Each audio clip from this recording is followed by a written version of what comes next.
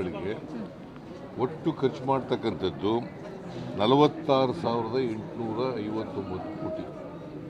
46,859 ಕೋಟಿ. ಕೇಂದ್ರ ಸರ್ಕಾರ ಖರ್ಚು ಮಾಡ್ತಕ್ಕಂಥದ್ದು 22,758 ಕೋಟಿ. ಕೇಂದ್ರ ಸರ್ಕಾರದಿಂದ ಬರ್ತಕ್ಕಂಥದ್ದು 22,758 ಕೋಟಿ. ರಾಜ್ಯ ಸರ್ಕಾರದಿಂದ ಬರ್ತಕ್ಕಂಥದ್ದು ಅದರಲ್ಲಿ 22,758 ಕೋಟಿ ರೂಪಾಯಿನಲ್ಲಿ 24-25ರಲ್ಲಿ 18,562 ಕೋಟಿ ರೂಪಾಯಿ ಮಾತ್ರ ಬಂದಿದೆ. ಇನ್ನೂ 4,000 ಚಿಲ್ಲರೆ ಕೋಟಿ ಬರಲಿಲ್ಲ.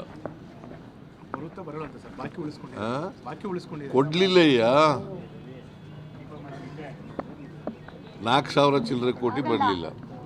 ಈ 46,000 ಕೋಟಿನಲ್ಲಿ ಕೇಂದ್ರ ಸರ್ಕಾರದಿಂದ ಬರ್ತಕ್ಕಂಥದ್ದು 22,000 ಕೋಟಿ. ಅಂದರೆ ಇನ್ನು 24,000 ಕೋಟಿ ರಾಜ್ಯ ಸರ್ಕಾರ ಖರ್ಚು ಮಾಡೋದು. 24,000 ಕೋಟಿ ರಾಜ್ಯ ಸರ್ಕಾರ, 22,000 ಚಿಲ್ಲರೆ ಕೋಟಿ ಕೇಂದ್ರ ಸರ್ಕಾರ.